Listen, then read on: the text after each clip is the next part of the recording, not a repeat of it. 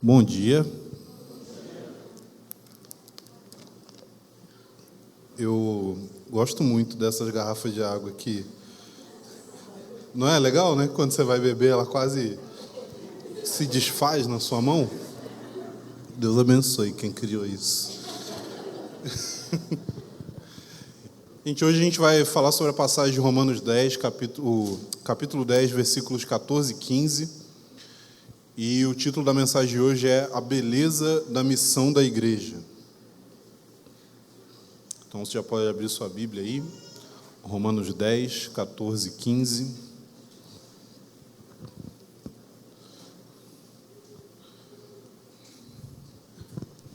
O Ciro falou, esse ano a gente está bastante empolgado para muita coisa que vai acontecer aí. Posso adiantar algumas coisas aí para vocês, que a gente vai ter mais conferências aqui em Campinas, mas não vão ser conferências só da Igreja de Campinas. Então a gente vai ter algumas coisas aí bem legais acontecendo. Tem uma coisa que a gente provavelmente vai ter também, que é culto à noite.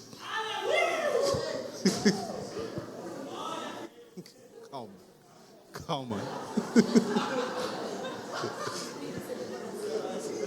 Destruir o salão não vai dar para ter culto nenhum.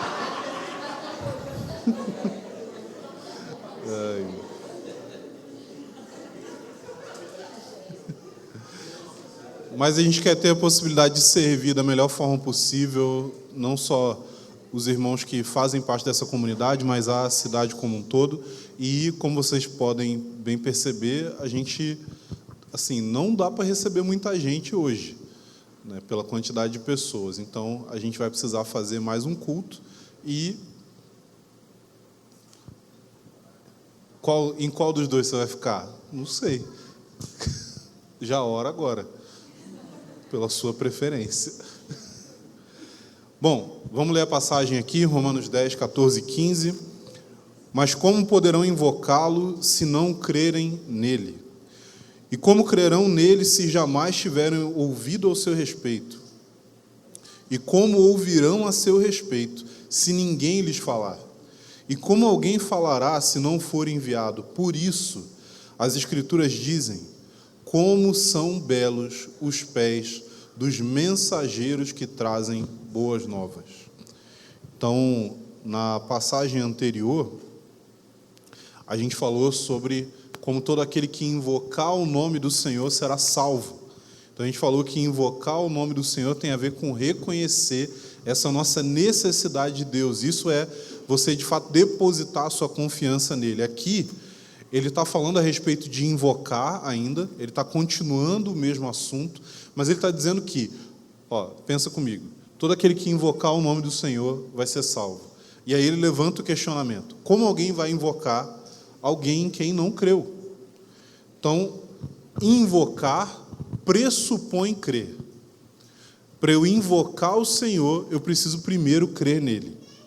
Então, em Romanos capítulo 5, versículo 6, vai dizer que: porque Cristo, quando nós ainda éramos fracos, morreu a seu tempo pelos ímpios.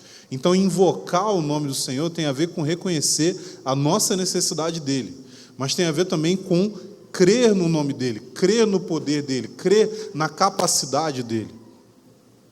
Mas o que é crer? E esse é um ponto assim que eu particularmente sinto um peso em relação a isso, porque nós, como igreja evangélica, a gente tem o costume de usar palavras que a gente não sabe definir. A gente usa expressões das quais a gente não sabe o significado. A gente não sabe o que elas querem dizer. A gente usa palavras, expressões, a gente transmite ideias, mas não necessariamente você tem certeza a respeito de qual que é o sentido daquilo que você está falando. O problema é que algumas coisas não precisam ter sentido em muitos ambientes. Elas só precisam gerar uma determinada sensação. Elas só precisam gerar uma determinada disposição mental. Você ouve aquela palavra e aquilo ali desperta algo em você. Aquilo toca em alguma sensibilidade que você tem. Aquilo ali traz alguma memória que você tem, mas não necessariamente aquela palavra tem um sentido real para você. Ou, às vezes, aquela palavra tem um sentido real, mas o que ela significa para você não tem nada a ver com o sentido real dela. Se nós, como cristãos, cremos na importância da palavra de Deus, a gente está falando a respeito de um Deus que valoriza a comunicação. Se Deus valoriza a comunicação, significa que a gente também deveria valorizar a comunicação. Por quê? Porque aquilo que a gente diz vai ter relação direta com aquilo que a gente pensa. Se eu, como, por exemplo, George Orwell, que foi o autor do clássico 1984, ele basicamente expressa uma ideia no livro ali que é a seguinte: se eu conseguir controlar o que você diz, a sua linguagem, as palavras que você pode ou não usar, consequentemente eu vou acabar controlando os seus pensamentos. Se certas palavras são vetadas, se outras palavras são usadas num sentido que não tem a ver com o sentido real delas, eu começo a confundir a sua mente e deixar você desnorteado. Qual que é o problema? Isso muitas vezes é a descrição da igreja evangélica, como a gente vê por aí. Inúmeras palavras sendo usadas sem sentido algum, outras palavras sendo usadas sem carregar o seu verdadeiro sentido, e algumas outras palavras sendo demonizadas. Gente, o tanto de asneira que você vê na internet hoje é assustador. Essa semana eu vi, por exemplo, 3 sinais de que você está passando por batalha espiritual. 3 sinais que sua casa está sofrendo batalha espiritual. Primeiro sinal, brigas.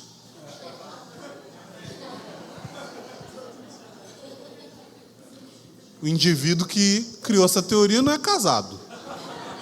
Ou todo mundo que é casado está com o demônio. Então, primeiro sinal, brigas. Você está tendo brigas em casa, tem batalha espiritual. Segundo sinal, desânimo. Eu nasci em batalha espiritual.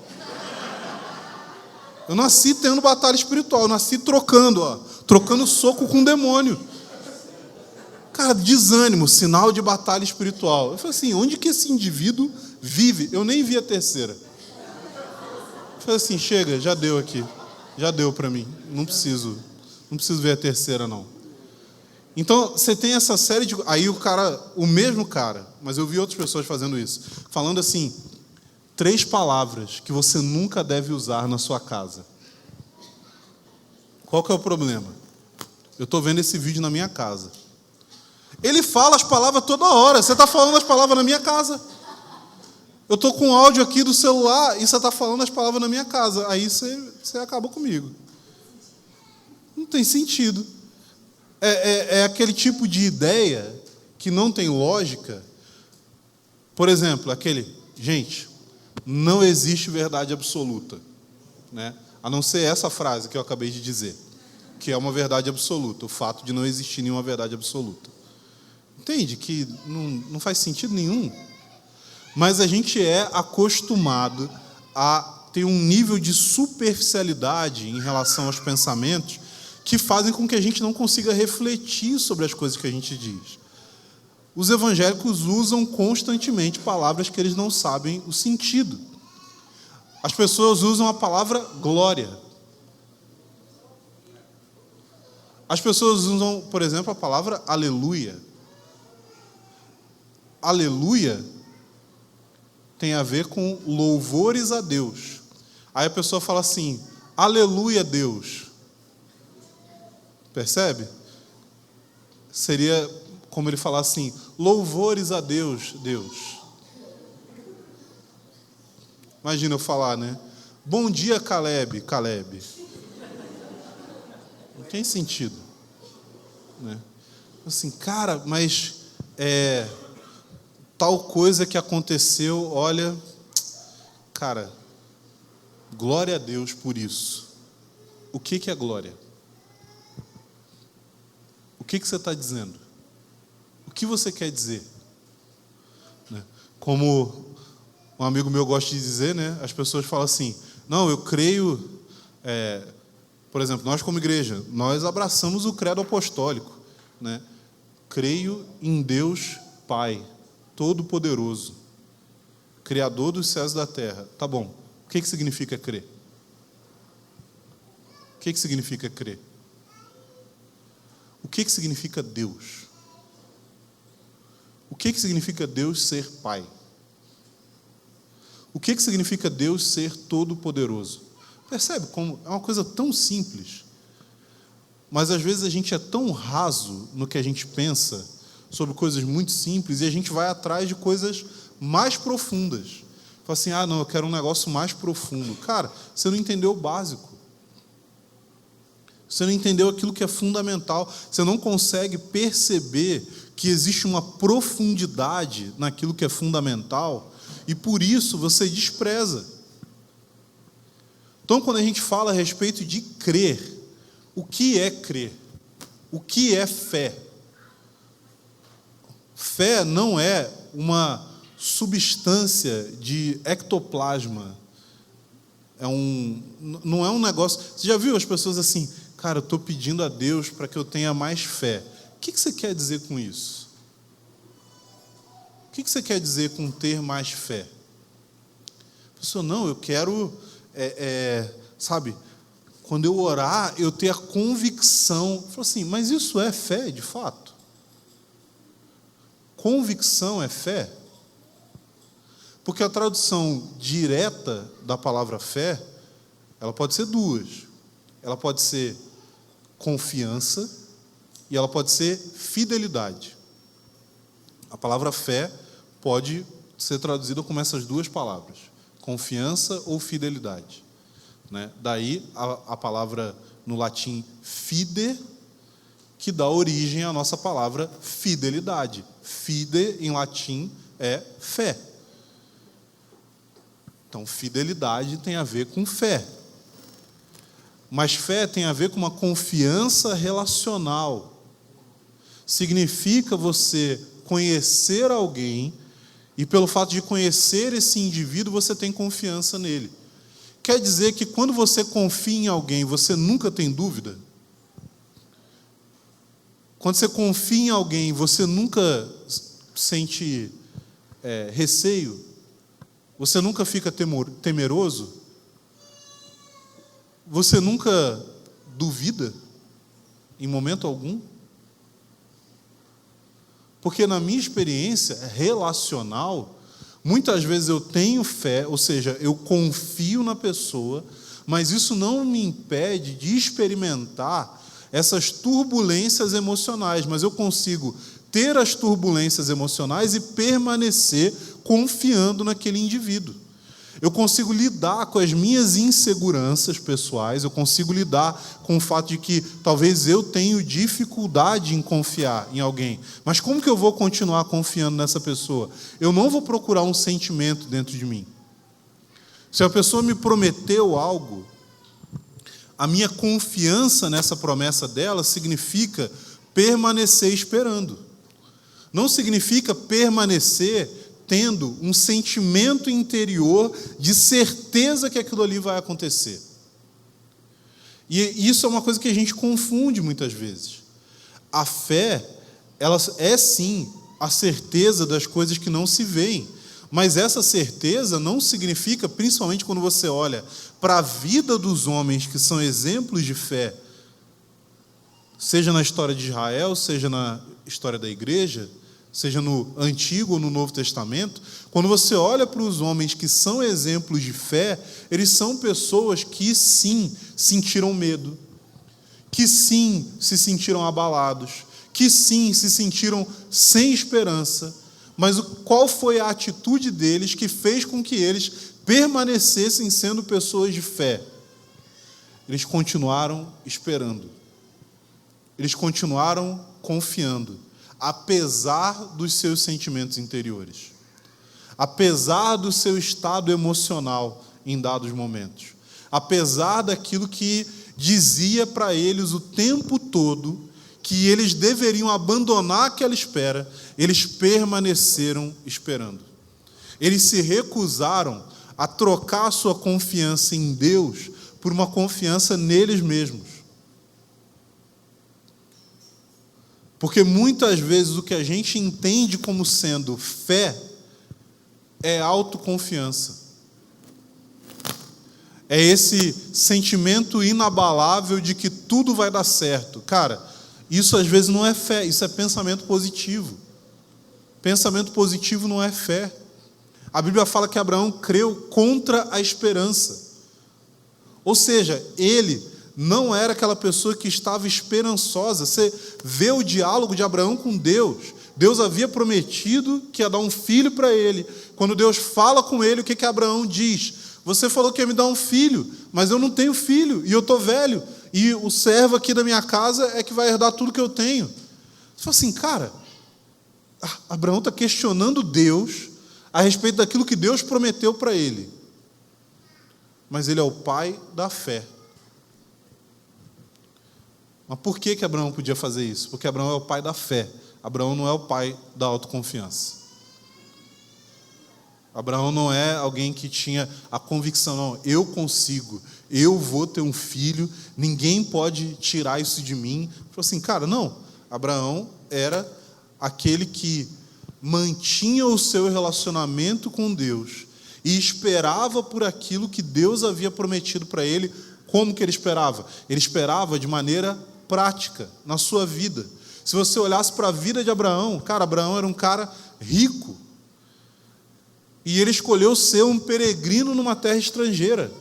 Ele poderia se estabelecer na sua própria terra. Ele enriqueceu, ele podia voltar para a sua terra, estabelecer a sua casa, estabelecer a sua família, ter uma dinastia de pessoas que iam dominar sobre aquela região. Mas o que ele decidiu? Não, eu vou ser um estrangeiro numa terra que não é a minha, onde as pessoas não são pessoas com quem eu vou ter uma profunda conexão como eu teria com os meus parentes, até mesmo por causa da cultura da época em relação à lealdade, em relação à sua família, à sua tribo. Não, ele escolheu, eu vou permanecer nessa terra aqui, eu vou continuar peregrinando aqui, eu vou continuar sem uma residência fixa. E quando a gente fala a respeito de Deus conceder prosperidade financeira para alguém, a gente está falando não de uma prosperidade de um colono, a gente está falando de uma prosperidade de um peregrino. A prosperidade de um peregrino tem a ver com não focar a sua vida no acúmulo, mas tem a ver com focar a sua vida em permanecer numa jornada. Nem todo mundo vai receber prosperidade financeira, sabe? Esquece esse negócio. Tem que acabar com essa ideia. A pessoa acha que o evangelho vai ser o que vai deixar ela rica. A pessoa acha que, não, se Deus realmente me ama, Ele vai me dar riqueza. Não é isso que acontece. Isso não é uma regra. E várias vezes, Deus dá riqueza para as pessoas para ferrar com elas. Para provar o coração delas. As pessoas falam assim, Salomão foi um cara rico, porque Deus abençoou. Sim, mas qual foi o resultado da riqueza na vida dele? Por quê? Porque Salomão focou em usar a sua riqueza para desfrutar desse mundo, ao invés de devotar a sua riqueza, como havia feito seu pai Davi, em construir um lugar para a presença de Deus. Isso daí é fé.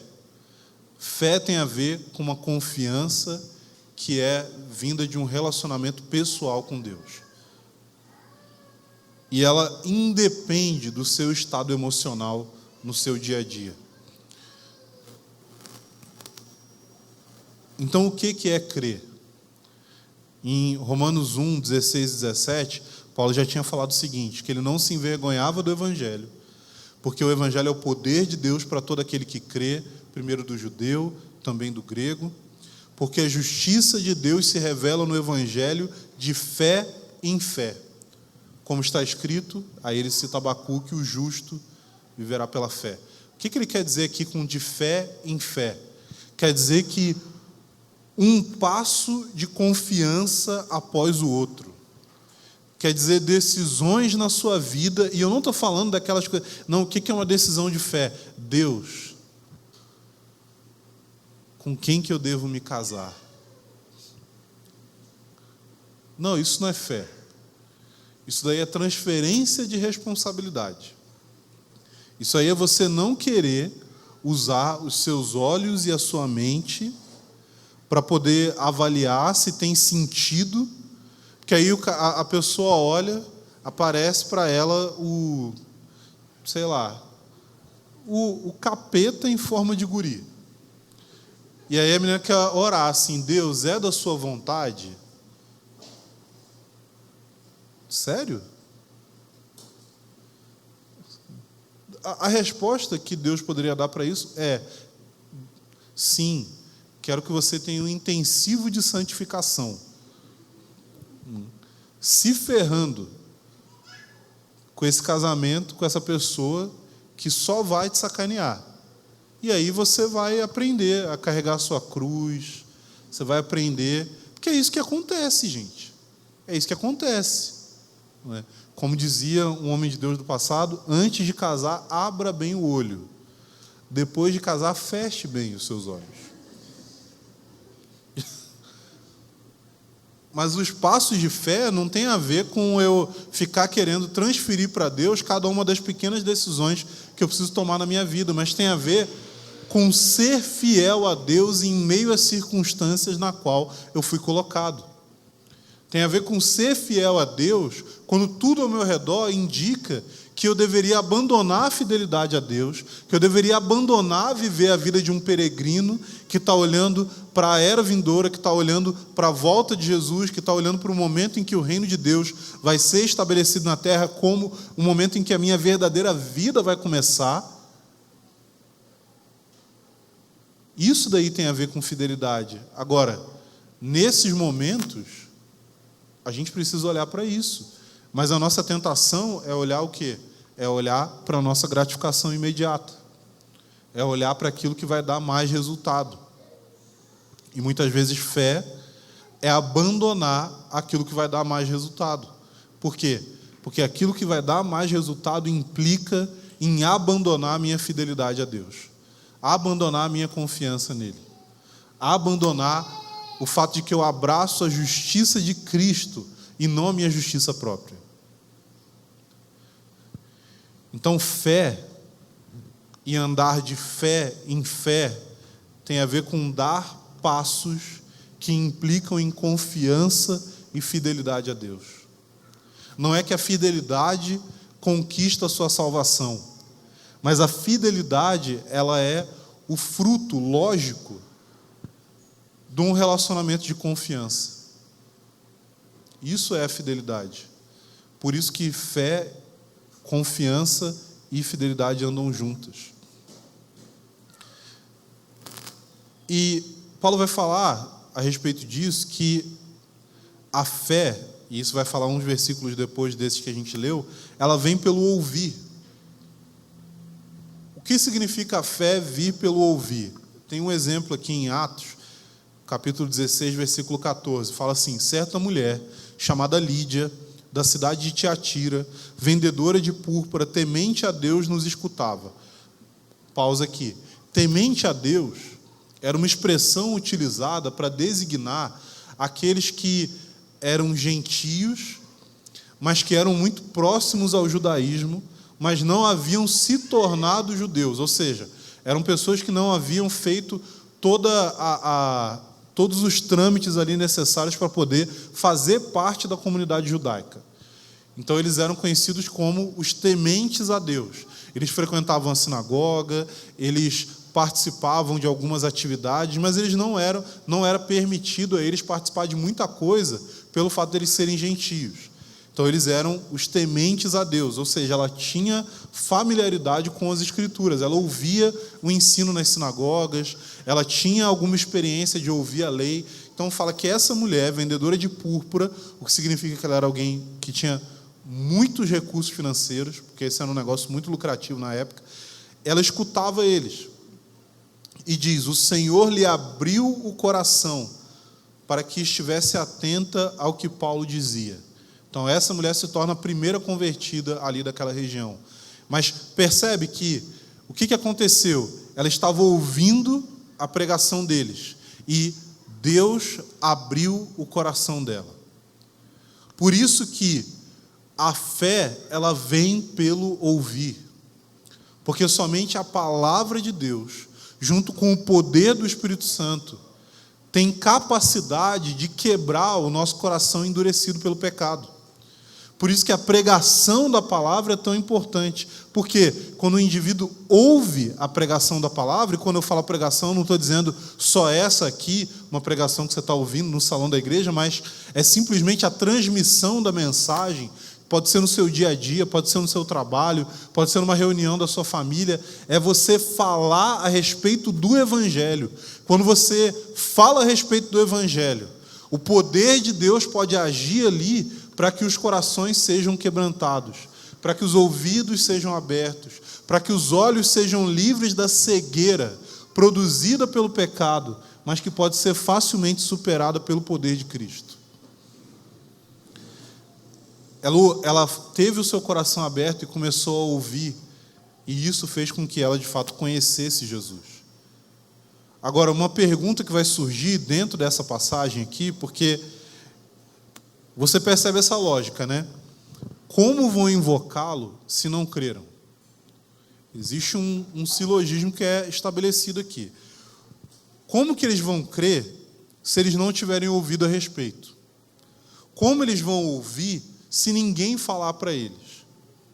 E como que alguém vai falar se não foi enviado? Então, ele está dizendo basicamente o seguinte: existe uma necessidade de uma estrutura lógica de envio, pregação, ouvir a pregação e crer, para que o nome de Jesus pudesse ser invocado. E uma pergunta que vai surgir a partir desse texto é: e aqueles que não ouviram? E aqueles que nunca ouviram? E existem inúmeras explicações para isso. E as pessoas vão dizer, não, aqueles que nunca ouviram, e as pessoas vão citar, o fator Melquisedeque. O fator Melquisedeque. O fator Melquisedeque é uma daquelas coisas que eu falei aqui para vocês. As pessoas usam a expressão, mas elas não sabem o sentido do que elas estão falando. Algumas delas leram o livro e não entenderam. Porque o fato de você ter lido o livro não quer dizer que você entende alguma coisa. Você pode ler um caminhão de livro e não entender nada. Você pode ter um monte de diploma e ser tapado, né? Aqueles que conhecem o sistema de ensino sabem que o indivíduo pode se formar num mestrado hoje no Brasil sem nunca ter lido um livro inteiro na sua vida. Nunca. Então você já vê um nível maravilhoso que a gente tem de educação, né? Eu sei por quê. Porque eu sou um indivíduo que... Esses dias me perguntaram, qual que é a sua formação, cara? Eu falei, supletivo completo. 3 anos em 1. E, cara, eu dou aula para gente que tem mestrado, que tem doutorado e que não sabe ler, não sabe interpretar texto. Coisa básica. Cara, é gente que eu tenho medo de deixar um bilhete para a pessoa. E isso acontece. Então, as pessoas vão citar, o fator Melquisedeque. O que eu quero dizer com o fator Melquisedeque, para você que não conhece? O fator Melquisedeque é um conceito dentro da missiologia que tem a ver com o fato de que Melquisedeque, que é citado lá no livro de Gênesis, ele era um sacerdote de Deus, mas ele estava num contexto onde não havia chegado uma revelação formal de Deus. E a ideia, dentro da missiologia, tem a ver com fazer com que os missionários compreendam que existem elementos em culturas que nunca foram tocadas pelo Evangelho, mas que são elementos que foram estabelecidos pelo próprio Deus como um caminho para que o Evangelho fosse pregado. Mas, gente, é um caminho para que o Evangelho seja pregado. Eles não são substitutos do Evangelho. Eu vi uma tirinha de quadrinhos há uns anos atrás, que o cara que não é crente, ele entendeu melhor o princípio do que muito crente por aí. Porque era uma tirinha que mostrava alguns missionários chegando numa tribo e falavam assim, e aí o índio perguntava para o missionário, quer dizer que se vocês não tivessem pregado para a gente, a gente iria responder diante de Deus pelo tanto que a gente sabia. Aí o cara, sim. Então agora a gente sabe mais. Sim. Por que você veio? Por que você fez isso com a gente? Cara, você acabou, porque o que eu sabia, beleza, eu vou responder isso daqui. Agora você veio e trouxe mais, colocou mais peso. Agora você piorou a minha situação. Ficou mais difícil. Antes era mais fácil. Mas por quê? Porque esse pensamento não tem sentido. Porque a gente quer arrumar um jeito de justificar a Deus diante das sensibilidades modernas. E a realidade é que, se o indivíduo não ouviu a pregação do Evangelho, ele não tem a possibilidade de ser salvo. E é por isso que a gente faz missões. Porque se não fosse isso, não precisava fazer missões, gente. Era só falar o seguinte, cada povo, cada tribo, cada língua, cada nação vai responder diante de Deus pela revelação que recebeu e está tudo certo. Agora, a questão é, como eles vão ouvir se não tem quem pregue? Como eles vão crer em algo que eles nunca ouviram? Como eles vão invocar alguém em quem eles não creem? Por isso a gente tem que fazer missões. Porque sem missões, as pessoas estão indo para o inferno. Porque sem a pregação do Evangelho, as pessoas estão longe da salvação. E essa salvação é uma salvação que é de graça. É uma salvação que nós recebemos o encargo de proclamar para essas pessoas. E o que nós temos hoje nós temos a mensagem. Nós só precisamos fazer com que essa mensagem chegue. Não, mas aí como que eu vou salvar as pessoas? Você não vai salvar as pessoas. Você vai transmitir a mensagem. Quem salva as pessoas é Deus. Quem salva as pessoas é Deus, no seu poder, atuando no coração delas, quebrando as barreiras do pecado e fazendo com que elas consigam enxergar a glória do Evangelho de Deus na face de Jesus Cristo, assim como aconteceu com cada um de nós. Mas nós precisamos de missões. Nós precisamos da pregação do Evangelho. Nós precisamos que as pessoas recebam aquilo que nós recebemos e que nos salvou. E aí você pode me perguntar, mas como você pode dizer que as pessoas vão para o inferno se elas não receberem a pregação? Você não é calvinista? Parabéns, você não sabe nada do que é calvinismo. Você não entende calvinismo, para de falar sobre isso, sabe? Fica quietinho, vai estudar um pouco, para de falar as coisas que você viu vídeo de 5 minutos na internet. A pessoa fala assim, não, eu estou falando a respeito do que eu estudei. Mentira. Estudou nada. Ver 3 vídeos de 5 minutos na internet não é estudar, gente. Sinto te informar. Tem gente que tem um diploma de teologia do YouTube. Eu vi todos os cortes de pregação do Paul Washer. Puxa, cara é PhD em Paul Washer. PhD nada. Você não entende nada. Se você fala assim, não, você não pode dizer que as pessoas vão para o inferno sem ouvir pregação porque você é calvinista. Você crê que quem vai ser salvo já está escolhido. Querido,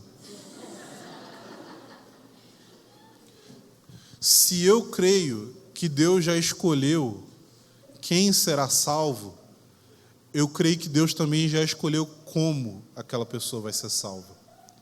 E o fato de eu crer na soberania de Deus, na salvação, não exclui o fato de que eu creio na responsabilidade humana, moral, diante de Deus. Essas coisas não são autoexcludentes.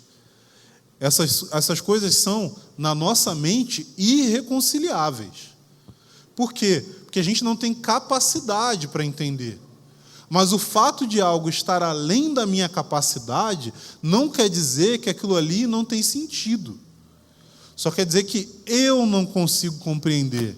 E se tem alguma coisa a respeito de como Deus age e de como Deus pensa, que eu não consigo compreender, isso só significa que Deus é Deus.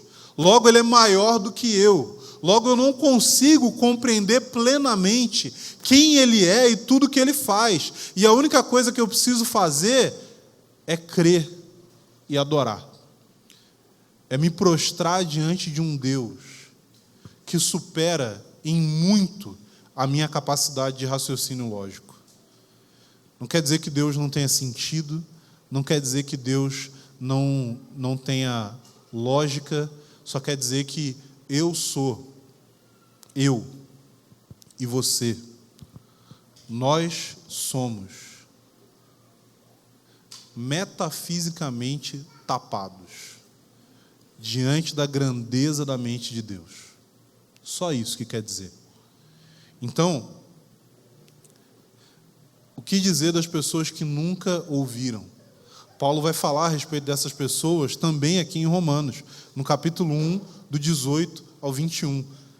Perceba o que Paulo vai argumentar aqui. Ele vai dizer: a ira de Deus se revela do céu contra toda impiedade e injustiça dos seres humanos, que por meio da sua injustiça suprimem a verdade. Explicação rápida. Impiedade e injustiça. Injustiça significa a falta de submissão à lei de Deus. Impiedade significa a falta de devoção e amor a Deus. Esse é o conjunto de pecados da humanidade. A humanidade não obedece a Deus como deveria e a humanidade não ama a Deus como deveria. Por isso ela é passível de condenação. Continuando aqui.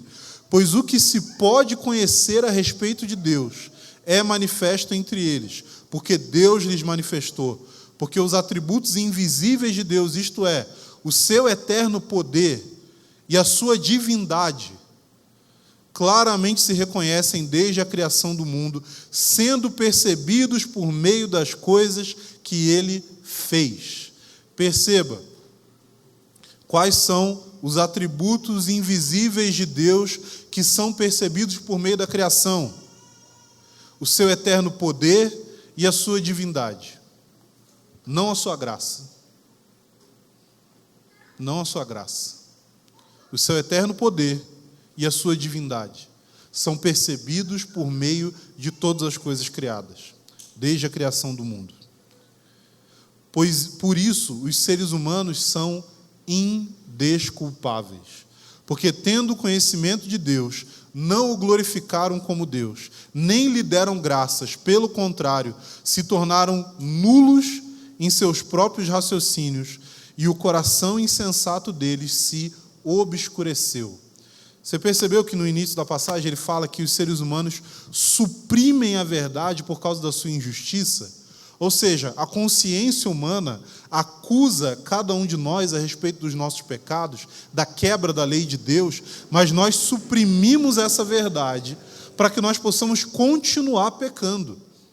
E é isso que toda a humanidade faz. E toda a humanidade é indesculpável diante de Deus. Por quê? Porque tinha acesso ao conhecimento de Deus. Tinha acesso ao fato de que deveria se submeter a Deus, que deveria obedecer à lei de Deus, no mínimo de acordo com a sua consciência. Porque não existe nenhum ser humano em toda a história da humanidade que nunca tenha feito nada contra a sua própria consciência, com exceção do próprio Senhor Jesus Cristo. Todos agiram contra a sua consciência.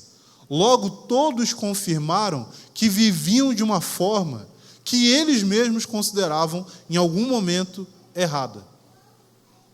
E por isso são indesculpáveis. Aí você pode falar, mas como que Deus vai falar que alguém é indesculpável se ele não tinha possibilidade de chegar ao conhecimento dele? Então, eu vou te falar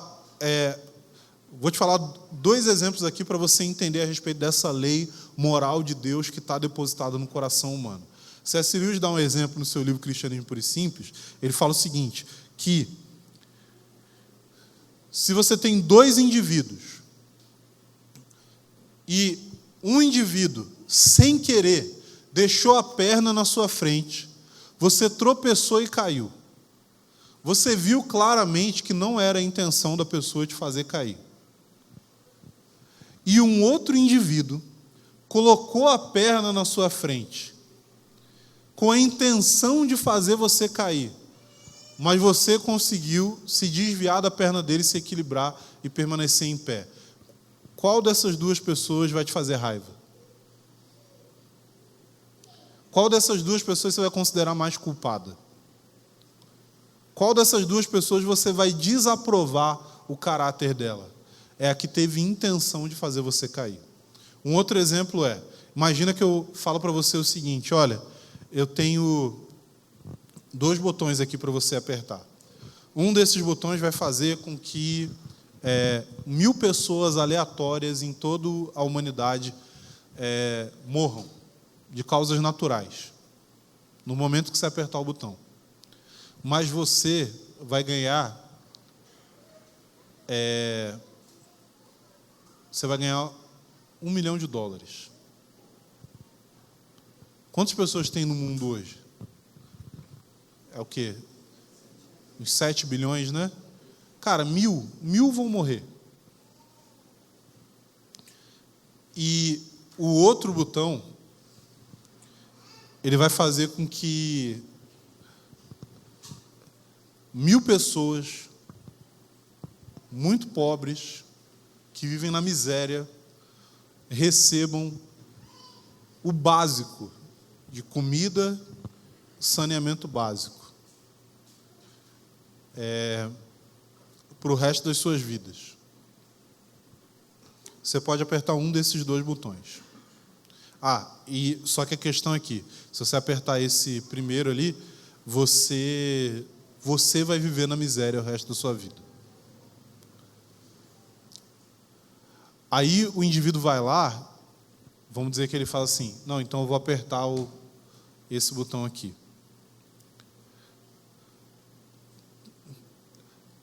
Imagina que todas as pessoas apertaram esse primeiro botão que vai deixar elas ricas.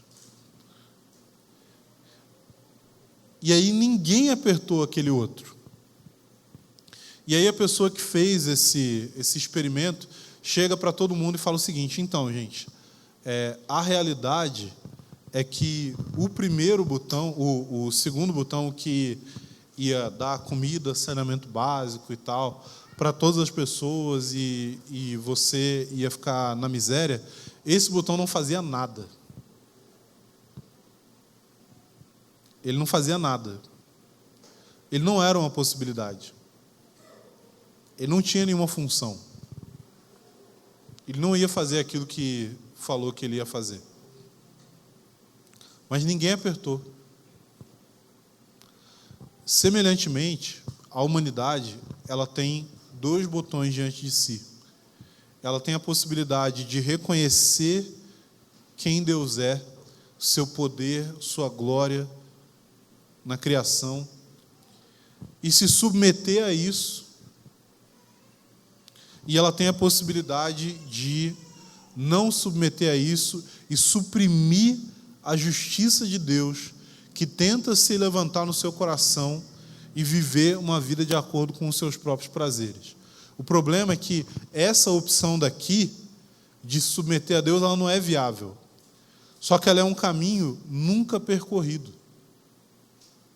Deus deixou aquele caminho ali, mas aquele caminho tem como único objetivo demonstrar a maldade humana. Não é que é uma possibilidade. Então, Deus revela o seu poder para mostrar o quanto a humanidade é condenável. Por quê? Porque Deus nunca teve a intenção de salvar a humanidade pela própria justiça que nós temos em nós, porque Ele sabe que isso é impossível. Mas Deus precisava ter provas. Você já viram aqueles filmes de operação policial que o cara vai vender droga para o outro?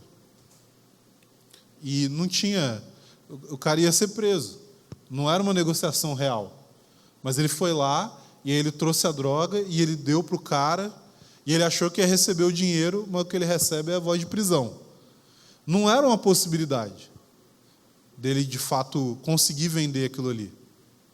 Então, quando a gente fala a respeito da revelação de Deus na criação, a gente está falando da revelação que traz condenação. Não é uma revelação que traz salvação. Por quê? Porque só existe um que pode trazer salvação para nós. Só existe um caminho até o Pai. Só existe um meio para alcançar a vida eterna. Só existe uma possibilidade de conhecer a Deus e ser resgatado de uma vida de pecado. E esse um é Jesus. Jesus não é a nossa noção de justiça, não é corresponder à noção moral que a gente tem. Quando a gente pensa esse tipo de coisa, a gente diminui o poder do Evangelho. Porque se o indivíduo pode ser salvo porque ele agiu bem dentro da cultura dele, então ele não precisava de Jesus. Se o indivíduo pode ser salvo porque ele olhou assim e falou, tem o sol, mas tem o Deus por trás do sol, vou adorar esse Deus. Aí essa pessoa é salva. Ela foi salva por meio de oferecer adoração? Isso conquistou salvação para ela? Isso não tem sentido. Obrigado.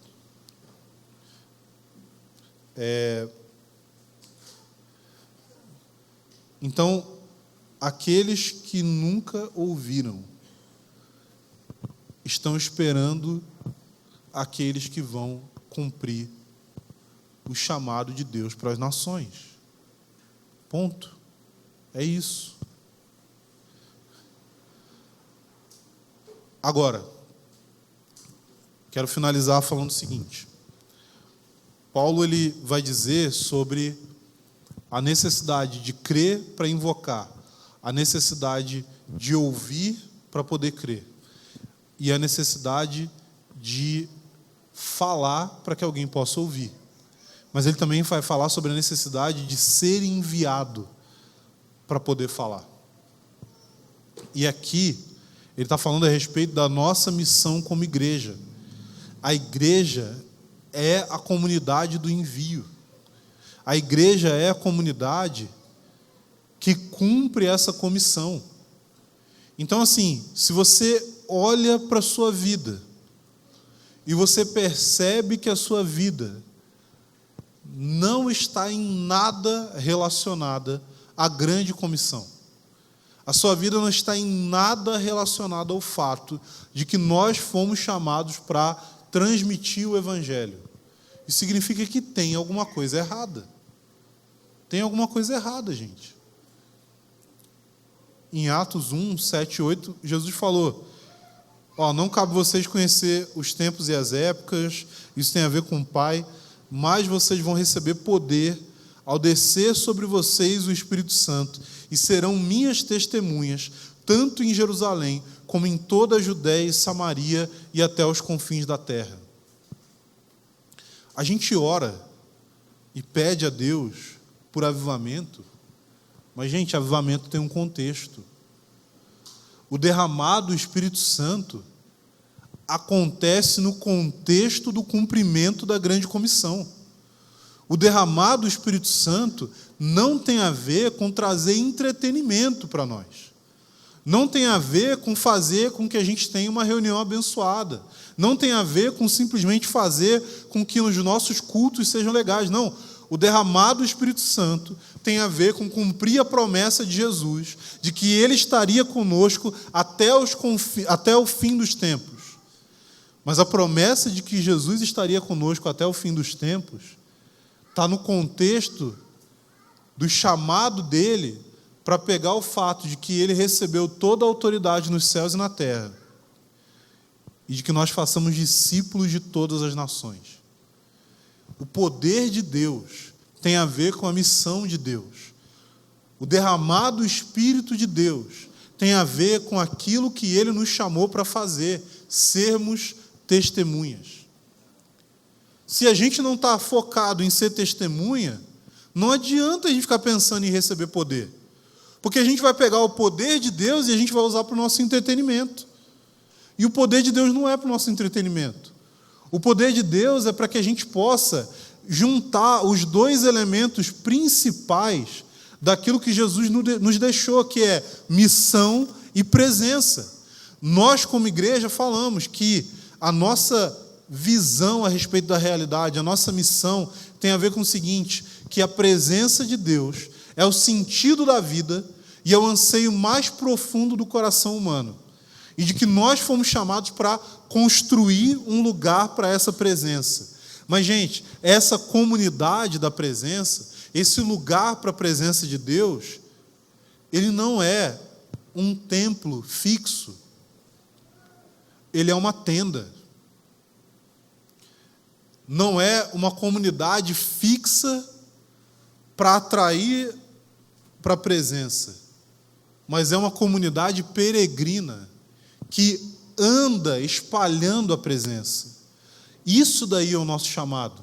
A gente quer a presença de Deus, mas a gente quer a presença de Deus não por meio de falar, Deus, vem aqui para o lugar onde a gente está. A gente quer a presença de Deus por meio de falar, Deus, a gente quer ir onde você está indo. A gente quer acompanhar o que você está fazendo. A gente não quer ficar aqui parado falando assim, Deus, vem aqui fazer com que a gente tenha mais entretenimento nas nossas reuniões. Não, a gente está falando, Deus, a gente quer fazer parte do que você está fazendo. O que Deus está fazendo aqui em Campinas? Onde Jesus está aqui na cidade de Campinas? O que Jesus está fazendo? Se Jesus estivesse hoje encarnado na terra, onde ele estaria? Vou te falar o seguinte, Jesus está hoje encarnado na terra, por meio da sua igreja. O problema é que Jesus precisa ter um corpo que obedece à sua mente. Jesus precisa ter um corpo que vai com os seus pés aonde ele deseja ir. Porque senão você tem uma desconexão entre o corpo e o cabeça. A gente tem uma desconexão entre a mente dele e a atuação dos seus membros. Então a gente tem que olhar para Jesus e falar, Senhor, onde o Senhor está operando hoje? O que você está fazendo hoje? Eu quero fazer parte disso.